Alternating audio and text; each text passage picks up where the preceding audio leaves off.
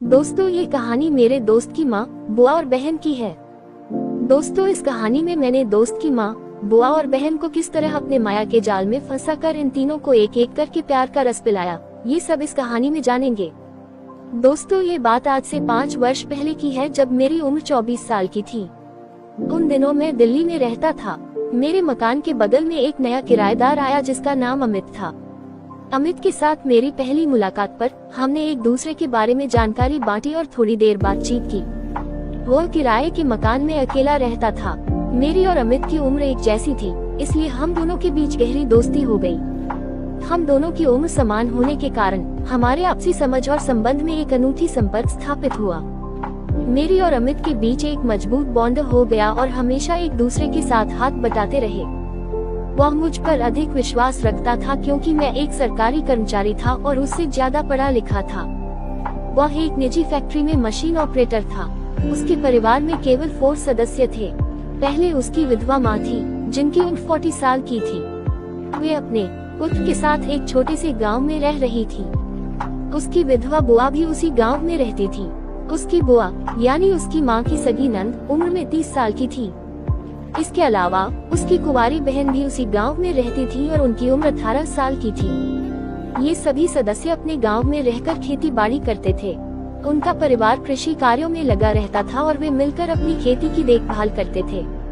उनके पास खेती के लिए उपयुक्त जमीन होती थी और वे मेहनत करके अपने खेतों को फलदार बनाते थे। इस तरीके से उनका परिवार खुद की उपजाऊ खाद्य पदार्थों की पूर्ति करता था और स्वावलंबी बने रहते थे। एक दिवाली की छुट्टियों में उसकी माँ और बहन दिल्ली में 1 महीने के लिए आए हुए थे। उन्होंने दिल्ली के मार्केट और दिल्ली हाट जैसे खास आकर्षणों का आनंद लिया। इसके अलावा वे अपनी खरीदारी की जरूरतों को पूरा करने के लिए भी दिल्ली के विभिन्न बाजारों में घूमने का आनंद लिया। लेकिन जब दिसंबर के महीने आए तो उसकी माँ और बहन गाँव जाने की जिद करने लगी। इसलिए वे अपनी इच्छा को लेकर अपने बेटे अमित को गाँव जाने के लिए जिद करने लगी। हालांकि काम की अत्यधिकता के कारण अमित को 2 महीने तक कोई भी छुट्टी नहीं मिल सकती थी। उसका काम बहुत आवश्यक था और वह इसे पूरा करने में अपना बेहतरीन प्रदर्शन करना चाहता था। इस तनावपूर्ण स्थिति में अमित परेशान और उदास हो गया। वो चाहता था कि किसी का गांव तक साथ हो तो वह माँ और बहन को उसके साथ भेज सकता है, लेकिन किसी का भी साथ नहीं मिला। अमित को परेशानी में देखकर मैंने पूछा, क्या बात है अमित, आजकल तुम ज्यादा परेशान रहते हो? क्या करूं यार, काम ज्यादा होने के कारण मेरे ऑफिस में मुझे अगले 2 महीने तक छुट्टी नहीं मिल रही है और इधर माँ गांव जाने की जिद कर रही है। मैं चाहता हूं कि अगर कोई उनके साथ गांव तक जाए तो माँ और बहन अच्छी तरह से गांव पहुंच जाएंगी और मुझे भी चिंता नहीं रहेगी। लेकिन गांव तक का कोई भी साथ नहीं मिल रहा है और न ही मुझे छुट्टी मिल रही है, इसलिए मैं काफी परेशान हूँ। रवि ने अपने दोस्त से कहा, यार अगर तुम्हें ऐतराज नहीं है तो मैं तुम्हारी परेशानी का हल कर सकता हूँ और मेरा भी फायदा हो जाएगा।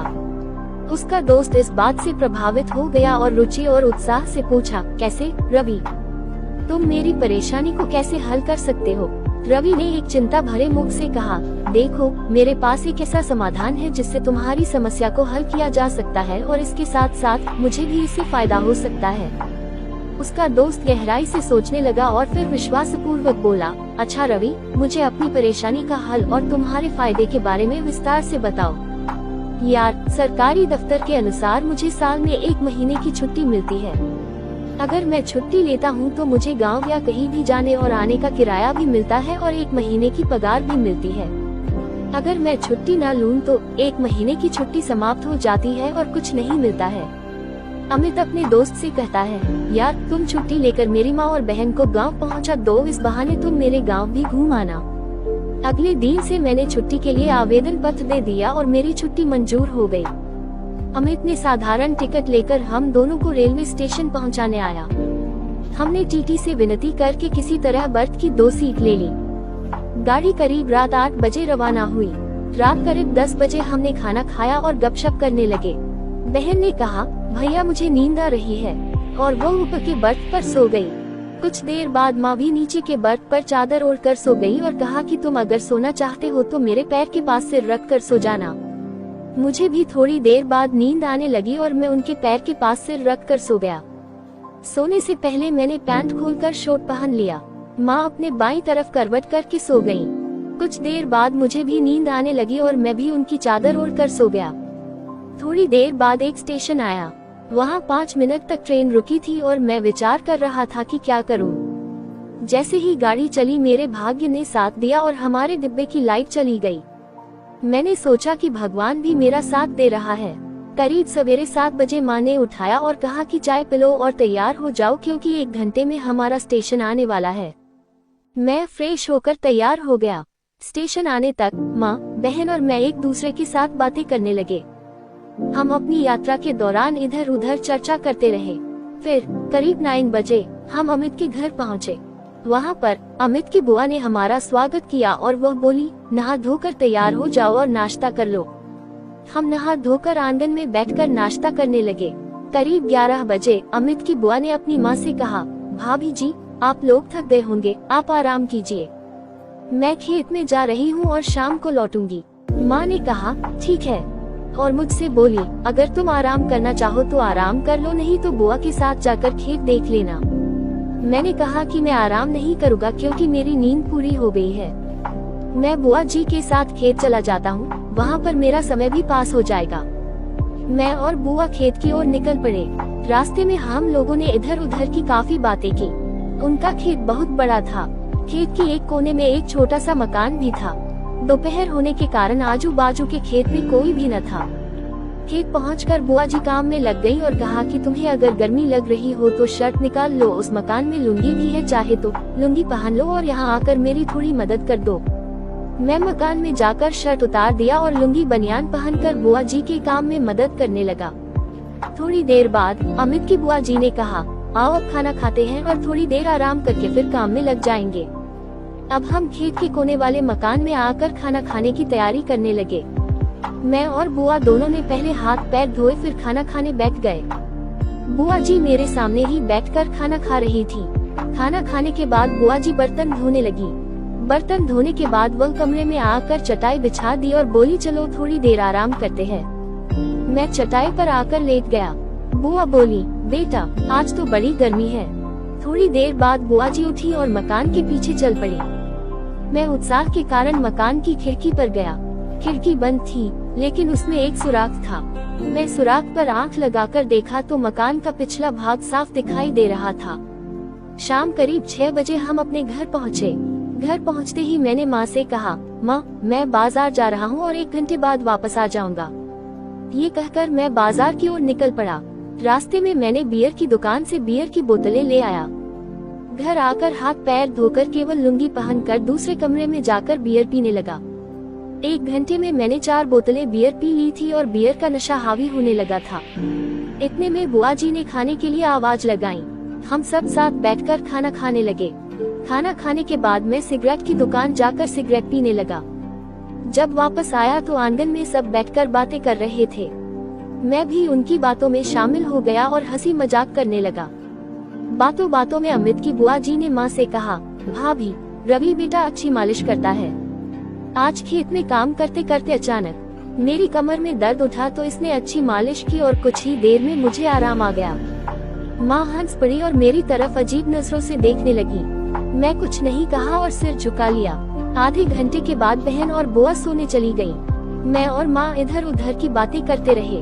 करीब रात 11 बजे माँ बोली, बेटा आज तो मेरे पैर दुख रहे हैं, क्या तुम मालिश कर दोगे?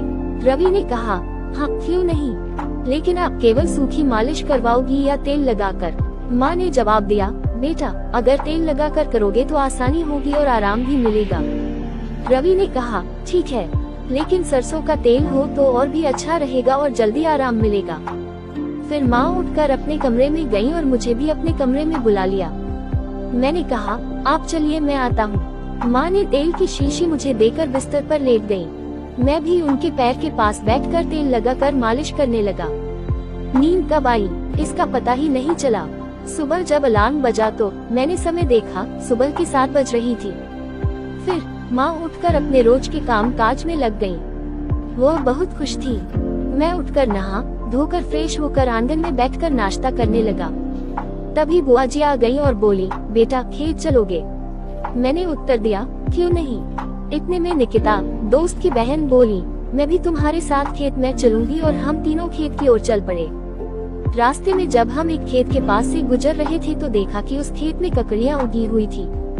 मैंने ककड़ियों को दिखाते हुए बुआ जी से कहा, बुआ जी देखो, इस खेत वाले ने तो ककड़ियाँ उगाई है, ककड़ियों में काफी गुण होते हैं।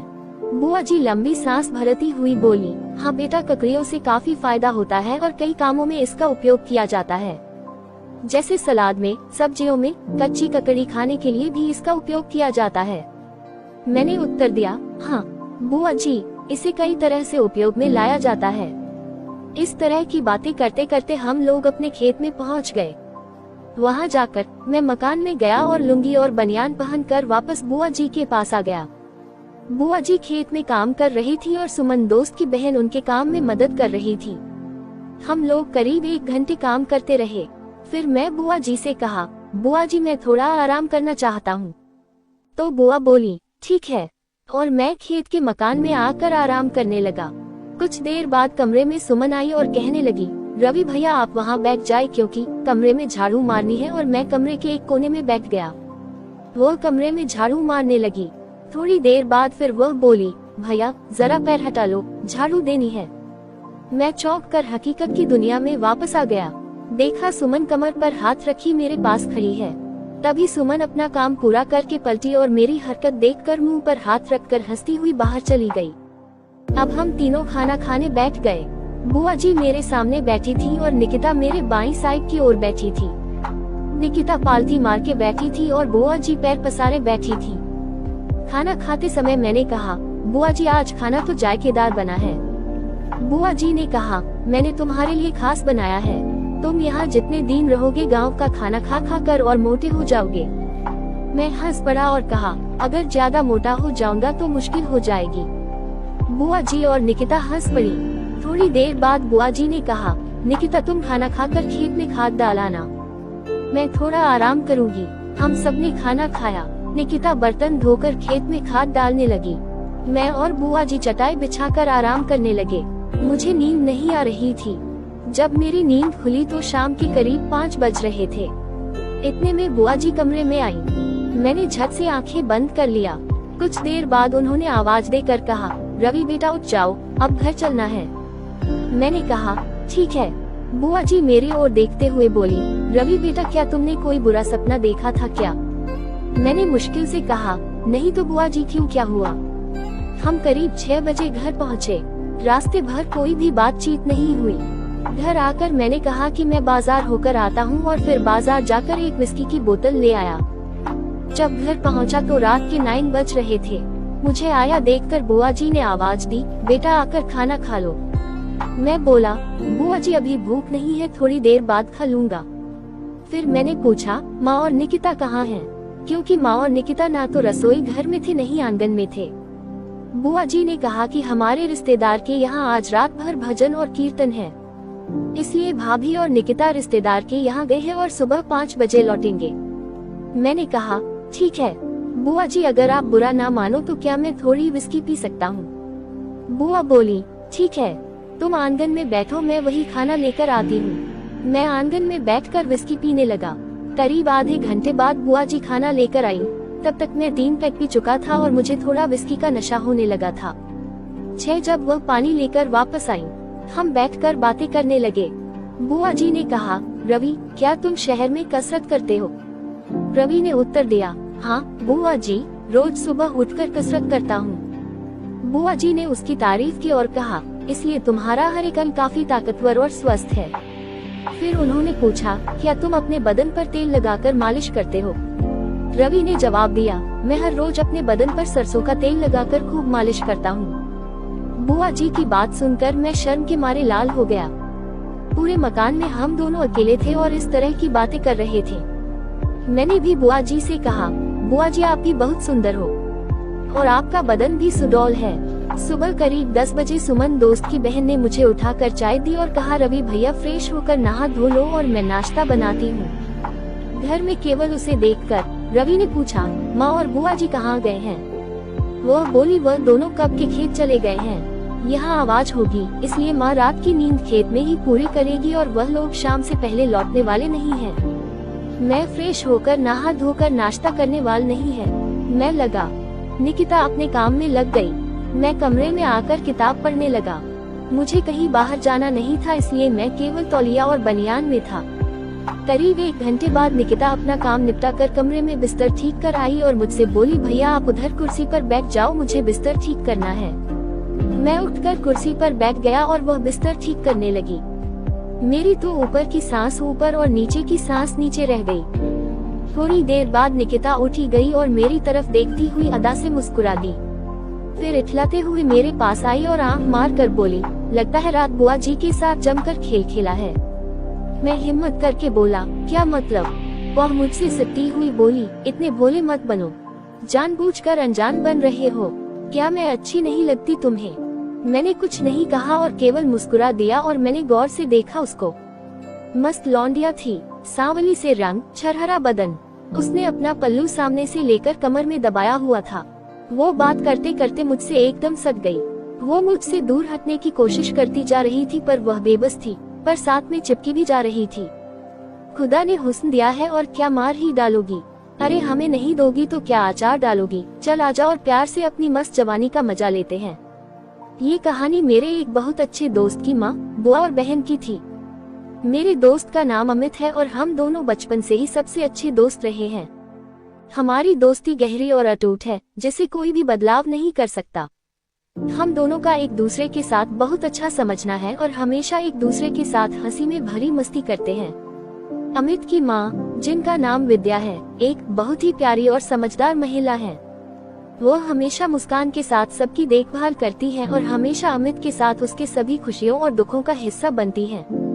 उनकी दयालुता, समझदारी और स्नेहपूर्ण व्यक्तित्व ने मेरे दिल में एक विशेष स्थान प्राप्त किया है। विद्या अम्बेडकर एक सुंदर, सशक्त और स्वाभिमानी महिला है, जिनकी महत्वाकांक्षा और प्रेम दूसरों को प्रेरित करती है। इसके अलावा अमित की बुआ और बहन भी उन्हीं के जैसी उत्कृष्ट महिलाएं हैं। अमित की बुआ, जिनका नाम सुमित्रा है, एक बहुत ही सुंदर, उदार और आदर्शवादी महिला है। वो अमित के लिए एक सहायक, सलाहकार और समर्थक की भूमिका निभाती है और हमेशा उसे प्रेरणा और समर्थन प्रदान करती है। उनकी प्रेम भरी गले लगाने की क्षमता और समझदारी उन्हें एक विशेष स्थान प्रदान करती है। अमित की बहन, जिसका नाम निकिता है, एक खुशहाल और प्रतिभाशाली युवा महिला है। वो अपने पढ़ाई में बहुत मेहनती है और अपने उच्च शिक्षा के सपनों को पूरा करने के लिए कठिनाइयों का सामना करती है। उनकी प्रेरणादायक और संघर्षशील प्रकृति ने मेरे मन में आदर्श महिला के रूप में उन्हें स्थान दिया है। वो हमेशा सक्रिय रहती है और अपने सपनों को पूरा करने के लिए प्रेरित करती है। इस कहानी में मेरे दोस्त की माँ, बुआ और बहन की व्यक्तित्व, प्यार और समझदारी की रोशनी में मेरे जीवन का एक अनमोल हिस्सा बन गए हैं।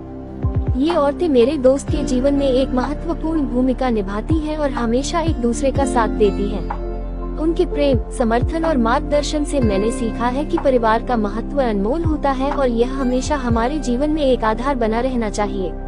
दोस्तों, मैं तो खुश था ही और किसी दूसरों को भी खुशी देना गलत बात नहीं है, इसलिए अब किसी दूसरी दोस्त की माँ, बुआ और बहन की उम्मीद में कंपनी में काम कर रहा हूँ।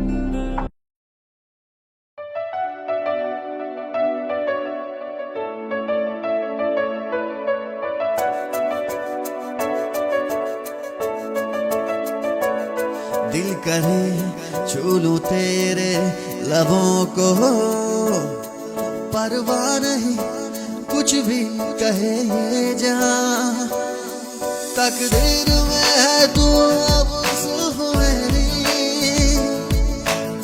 सुन ले ये अब तू आसमां, दवा है तू दर्द दिल की, दवा है तू दर्द दिल की, दवा है तू उसकी दिल में जो दर्द है, दवा है तू दर्द दिल की, दवा है तू दर्द दिल की, दवा है तू उसकी दिल में जो दर्द है, दवा है तू उसकी दिल में जो दर्द है।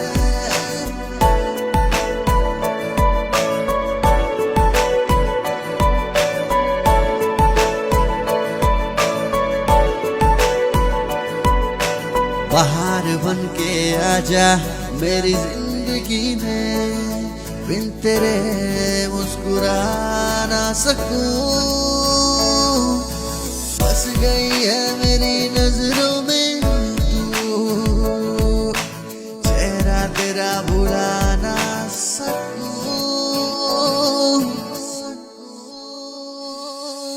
दवा है तू, दर्द दिल की दवा है तू, दर्द दिल की दवा है तू, उसकी दिल में जो दर्द है। दवा है तू, दर्द दिल की दवा है तू, दर्द दिल की दवा है तू, उसकी दिल में जो दर्द है। दवा है तू, उसकी दिल में जो दर्द है।